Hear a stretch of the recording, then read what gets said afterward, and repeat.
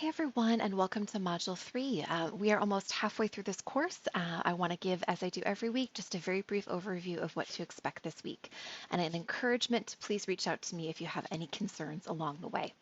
So this week we're going to be focusing on economic policy and learning quite a bit about various types of income, wage, and wealth disparities that exist in our country. And we'll learn quite a bit about different policies that affect populations that are experiencing economic hardships.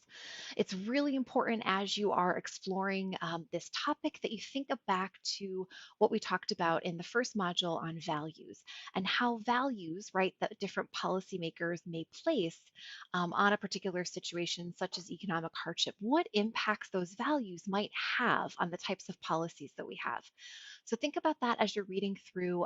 Hopefully, you can make some connections between the values, inventory, and reflection that we did early on and all the topics that we focus on in these modules. But I think this week in particular with economic inequalities, it really stands out because there's often quite a bit of judgment, frankly, that's placed on people that experience economic hardship. We are a nation, right, of pull yourself up by your bootstraps. And so thinking about what impacts that mentality or that value may have on the types of policies and programs that are in place is very interesting to explore. So again, no right or wrong answer, but something for you to consider as you are making your way through.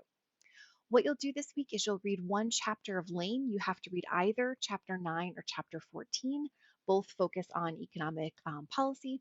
And then you need to pick three different topics from a selection of Social Work Speaks topics that are listed in the module so that you can learn quite a bit more about a particular part of a policy issue that, again, relates to economic policy.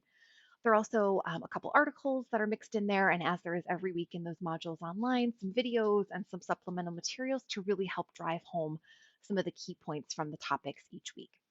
You have three assignments this week. One is a pretty straightforward called a thought exercise, and it's essentially a quiz that'll be graded right in Canvas. Think of it as just a knowledge check to make sure that the module is resonating and that you're retaining the information that the course instructor would like you to. You'll also need to have a discussion post this week as we do week in and week out. And this week it'll focus on your social work pioneer that you should have selected last week.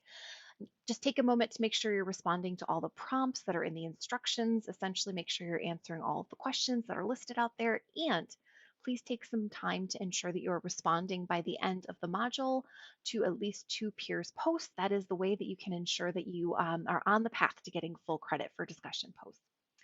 The last part of the assignment this week is, of course, your social change project. And this week we are, unsurprisingly, going to be connecting your population that you chose in week one to economic policies. So what you'll need to do is first and foremost describe at least two ways that various economic policies or issues are impacting your population. So how do various economic inequalities and or poverty impact the lives of that target population that you've chosen?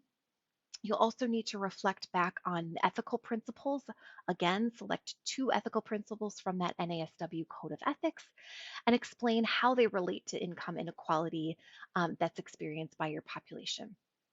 And then lastly, you'll need to connect back all of this wonderful work that you've done in researching income inequalities in your population back to human rights. How and why is this a human rights issue? So you'll have some learning this week on human rights.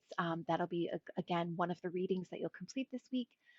And again, for that social change project, each and every week, when you're looking at the example, please just take it as something to get you started.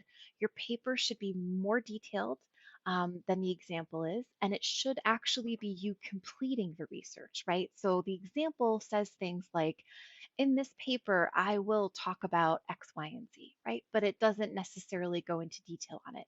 You need to go into detail. You need to actually complete your research each and every week and make sure that, again, you are completing those questions as they're laid out in full. Make sure to also use APA formatting. Several of you are doing a great job on that. And when you are, again, sort of putting that full paper together, it should be between 250 and 500 words, right? So not a massive paper. It's not like a 10-page paper, but it should at least be a couple pages, right? At least that's what it should be, 250 to 500 words. So if you're not sure if you're on the right path with your assignment, if it's not long enough or not approaching it the right way, absolutely feel free to reach out to me. I am giving folks feedback every week, but sometimes it may take a while to catch up on grading. So if you're ever not sure, please just shoot me an email, and I am happy to review a draft or to answer questions that you might have. But just go for it. Many, if not all of you, are doing a really great job on this course. So just keep at it.